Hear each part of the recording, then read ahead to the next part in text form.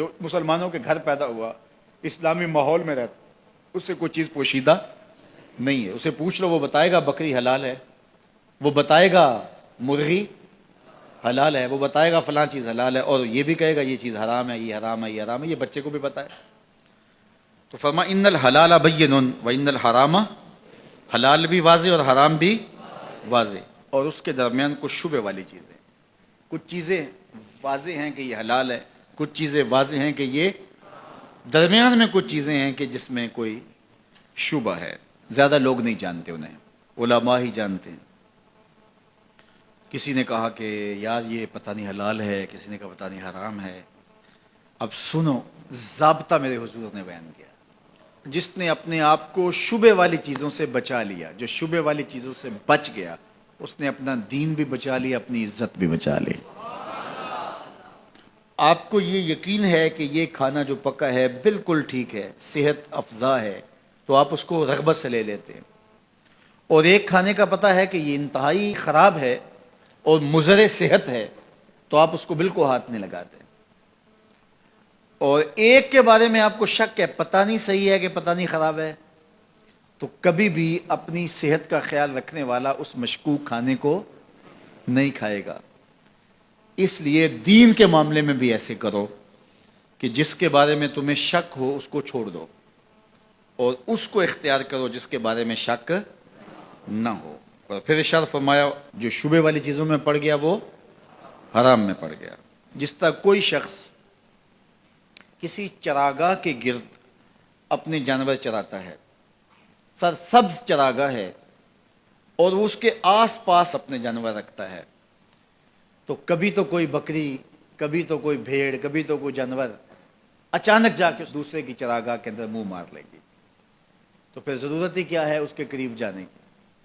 تو کہا جو حرام کے قریب جائے گا ایک دن حرام میں مبتلا ہو جائے گا. ہر بادشاہ کی کوئی چراگاہ ہوتی ہے، اس نے ایک مخصوص چراگاہ رکھی ہوتی ہے، اس میں اس کے جانور چرتے ہیں، اور کسی کا جانور اس میں وہ آنے نہیں دیتا. بادشاہ کی غیرت ہوتی ہے، اس نے باڑ لگائی ہوتی ہے.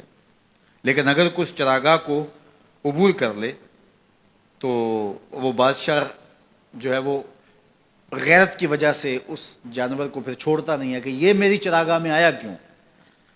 تو فرمایا اللہ کی چراگاہ خاص اس کی حرام کردہ چیزیں، وہ گوارا نہیں کرتا کہ کوئی حرام میں مبتلا ہو.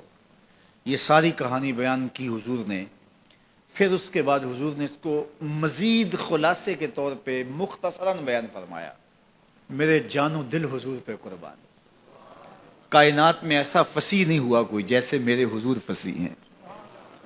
یعنی جو حدیث نور آپ نے پڑھی، اس کا ایک ایک حرف واضح ہے، ایک ایک لفظ روشنی دے رہا ہے، اور یہ منزل نواز حدیث ہے. یہ ہماری زندگی کے اندر ہمیں خیر اور شر کی پہچان کروانے والی ہے. لیکن اس کے بعد پھر میرے حضور نے اس کو دوسرے پیرائے میں بیان کیا، اور کتنا خوبصورت انداز ہے. سن لو، انسان کے جسم کے اندر گوشت کا ایک ٹکڑا ہے، جب وہ صحیح ہو جائے تو پورا جسم صحیح ہو جاتا ہے، اور جب وہ خراب ہو جائے تو پورا جسم خراب ہو جاتا ہے. الا وہی القلب، گوشت کے اس ٹکڑے کا نام دل ہے. دل اگر ٹھیک ہو گیا تو پورا جسم، اور دل خراب ہو گیا تو پورا جسم خراب ہو گیا. اس لیے وہ رومی نے کہا تھا دل بدست آور کہ حج اکبر است. دل کو قابو میں لیا، یہ حج اکبر ہے. وہاں تو پھیرے کاٹے لیکن تیرا دل کہیں اور تھا، تو کہا نہیں، دل بدست آور کہ حج اکبر است، از ہزاراں کعبہ یک دل بہتر است. کہا کہ 1000 کعبے سے ایک دل بہتر ہے. کیوں؟ کعبہ بن گاہ خلیل اطہر است. کعبہ حضرت ابراہیم کی گزرگاہ ہے، دل گزرگاہ جلیل اکبر است، اور دل رب جلیل کی گزرگاہ ہے. اور اقبال بولا خود ہی کا نشیمن تیرے دل میں ہے، خود ہی کا نشیمن تیرے دل میں ہے. اتنی بڑی کائنات چھوٹے سے دل میں کیسے آ گئی؟ اقبال نے کہا میں بات دلیل سے کر رہا ہوں. خود ہی کا نشیمن تیرے دل میں ہے، فلک جس طرح آنکھ کے تل میں ہے. اس لیے اس کا کنٹرول کر لینا، اس کا قابو میں کرنا.